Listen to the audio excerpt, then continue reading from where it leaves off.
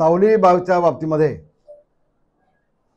अर्धवट वकील अनिल परब यांच्याकडून हेतुपुरस्सर उलटसुलट बातम्या देऊन सातत्यानं मीडियामध्ये आमची बदनामी करण्याचं कटकारस्थान चालू आहे। आता त्यांचं म्हणणं आहे की मला लायसन्स जमा केले तर लायसन्स नको, मला राजीनामा पाहिजे। तू राजीनामा मागणार कोण? संबंध काय तुझा येतो? खोटे आरोप करायचे आणि राजीनामा मागायचे असं असेल तर या मंत्रिमंडळामध्ये एक मंत्री पण शिल्लक राहणार नाही ना। बाप दाखवून साध्य खाना। मी आज पुन्हा एकदा आपल्याला मुद्दाम सांगतोय, ही अग्रीमेंट बघा,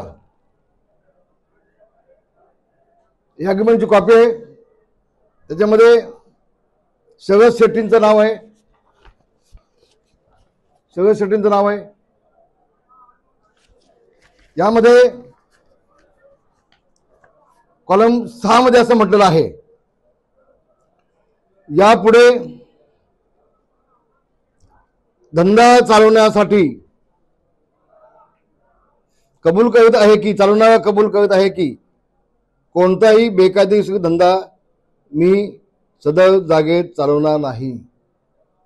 कलम 6 मध्ये लिहिलं आहे। आणि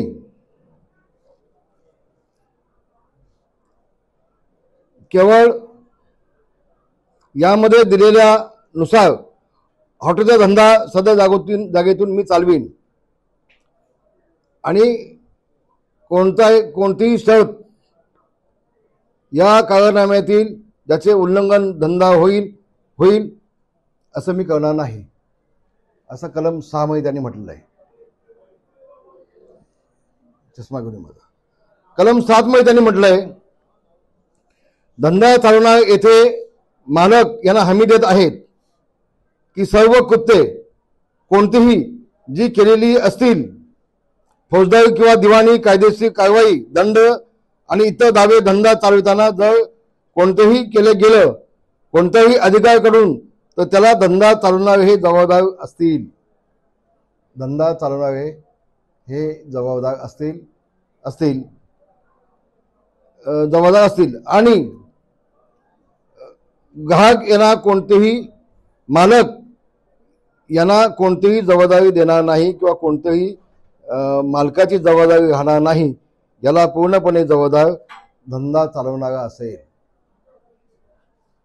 कलम 6 आणि 7 मध्ये स्पष्ट म्हटलेलं आहे।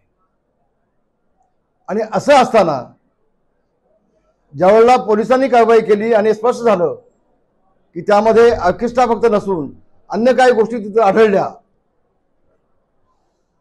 त्यावेळेला आम्ही तात्काळ त्याला त्या हॉटेलमधून बाहेर काढला, त्याला टर्मिनेट नोटीस दिली।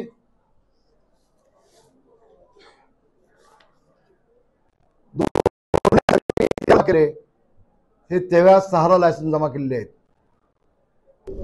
आणि या महासाहेबांनी विधानसभेत कधी काढलं? 18/7 18 तारखेला यांनी विधिमंडळामध्ये काढलं। त्याच्या आधीच 13 तारखेला हे दोन्ही लायसन्स आम्ही जमा केलेले आहेत। हा बसा भाव खाऊन जातोय जसं काय मी विधिमंडळामध्ये विषय काढला म्हणून लायसन्स यांनी जमा केलेत। नाही, चूक। आम्ही नीतिमत्ता म्हणून जवळ आम्हाला आढळलं, तात्काळ अग्रीमेंट टर्मिनेट केली, हे दोन्ही लायसन्स पोलिसांकडे जमा केले आणि हॉटेल बंद देखील तात्काळ केलं। 2 महिने आधीच हॉटेल बंद करून टाकलं आणि 1.5 महिन्यानंतर या महाशयाने आणि म्हणून या हॉटेलचा आणि गृहराज्यमंत्री योगेश कदम यांचा दुरान्वयी संबंध नाही। काय संबंध आहे तो राजीनामा देण्याचा? एखादी व्यक्ती महिला का धंदा करू शकत नाही का? व्यवसाय करू शकत नाही का? आणि ज्यांनी चालवणारी व्यक्ती आहे बघा, यामध्ये of skin dance in hotel 2016 act मध्ये कलम 8 मध्ये स्पष्ट म्हटलेलं आहे। कलम 8 मध्ये स्पष्ट म्हटलेलं आहे, नियम 16 मध्ये, की जी व्यक्ती जो इसम सदा हॉटेल चालूच असेल, पूर्णपणे जबाबदारी त्याचीच असेल, असं नियम 8 मध्ये स्पष्ट म्हटलेलं आहे. आणि हे महाशय हे दारूचा ऍक्ट सांगतायत, ते मुंबई ऍक्ट सांगतायत, ते महाशय दिशाभूल करतायत आपल्या सगळ्यांची. आणि म्हणून मी आपल्याला एवढंच सांगेन की पुन्हा पुन्हा पुन्हा पुन्हा तेच विषय येत आहेत. तुम्ही लायसन्स जमा केले, लायसन्स जमा केले. आम्ही जमा केलेले पहिल्या पत्रकार परिषदेमध्ये मी सांगितलं, पहिल्याच प्रेसमध्ये मी सांगितलं. मला पुन्हा पुन्हा मुंबईतून सगळे फोन येत आहेत, अनिल भाऊ मासे म्हणतायत. कोण अनिल भाऊ? हा देव आहे का, भगवान आहे का, जो नियमबाह्यपणे विधिमंडळामध्ये हा विषय काढतो, नियमाच्या बाहेर जाऊन काढतो, एखाद्या सदस्याला नोटीस 35ची नोटीस न देता हा विषय काढतो. आम्ही आता विधानसभा अध्यक्षांना पत्र दिलंय की नियमबाह्यपणे त्यांनी विधिमंडळामध्ये केलेले आरोप हे पटलावरून तात्काळ काढून टाकावेत. यांनी 35ची नोटीस दिली नव्हती, आणि ज्याच्यावरती आपण आरोप करतो तो जर सदस्य सभागृहात नसेल तर त्याच्यावरती आरोप करता येत नाहीत. आणि म्हणून बेकायदेशीरपणे या अगदोट वकिलांचे आरोप केलेत ते सभागृहाच्या पटलातून तात्काळ काढून टाकावं म्हणून आम्ही सन्माननीय अध्यक्ष सभापतींना अर्ज दिलेला आहे, पत्र दिलेलं आहे. अजून अध्यक्ष महोदय मुंबईला आले नाहीत, ते आल्यानंतर पुढचा योग्य तो निर्णय होईल. पण एक गोष्ट मी आपल्याला सांगतो, या गोष्टीचा कुठेही आम्ही पाठिंबा दिलेला नाही. आम्ही आतापर्यंत स्वच्छपणे जगलोय. ज्याला चालवायला दिलं होतं हॉटेल त्यांनी जर का नालायकपणा केला असेल, अनाधिकृत काम केलं असेल तर त्याच्यावर तात्काळ आम्ही कारवाई केली. लायसन रद्द करून टाकले, त्याला बाहेर काढून टाकला. आणि या मंत्र्यांचा त्याशी या घटनेशी काडीचा संबंध येत नाही, राजीनाम्याचा संबंध येत नाही. ह्याला राजीनामा हवेत म्हणून तुम्ही द्या. अरे वा, काय खाऊ आहे का? काय मंत्रीपद असंच मिळतात का?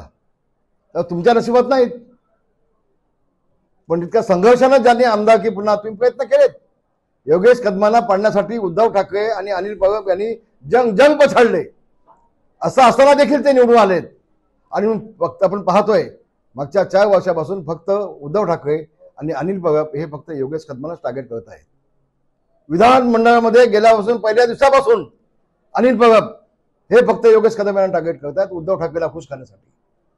आणि मी एवढंच सांगेन, उद्धव ठाकरे असू देत, अनिल परब असू देत, तुमची स्वप्न कधीच साकार होणार नाहीत.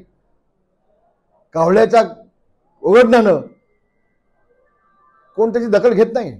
तर त्यांनी किती कावकाव केलं, आम्ही याची दखल घेत नाही. आम्ही आणखी अधिक जोमानं काम करणार.